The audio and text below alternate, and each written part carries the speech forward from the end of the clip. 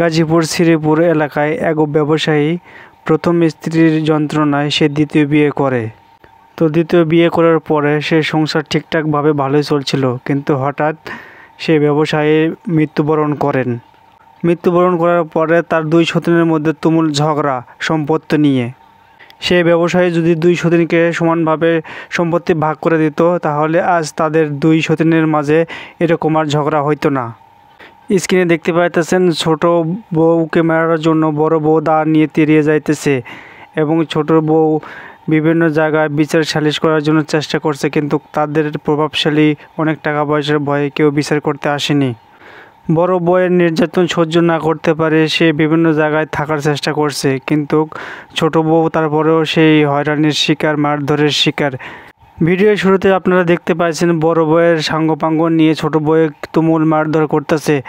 শুধু মারধর করে ক্ষান্ত হয়নি, ছোট বউয়ের নামে বিভিন্ন মামলা মোকদ্দমা ও বিভিন্ন রকমের ষড়যন্ত্র করতেছে বড় বউ। বড় বউ ও তার সন্তানেরা খুবই প্রভাবশালী বলে জানিয়েছেন এলাকার লোকজন, বিদায় ছোট বউয়ের পক্ষে নিয়ে কেউ কথা বলতে চায় না গো। তো যাই হোক, এখন আমার একটা প্রশ্ন হলো, ভাই দুইটা বিয়ে করার দরকার কি? ঠিক আছে, মানুষের যখন টাকার চাহিদা বাড়ে তখন তার যৌবনের চাহিদাও বাড়ে, ঠিক আছে, এটাই হচ্ছে বাস্তবতা। দুইটা বিয়ে করে সে এখন তো মারা গেছে, কিন্তু তার পরিজনের অবস্থা কি একবার ভেবে দেখুন।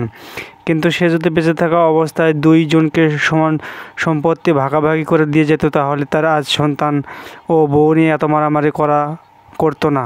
আপনারা কি বলেন?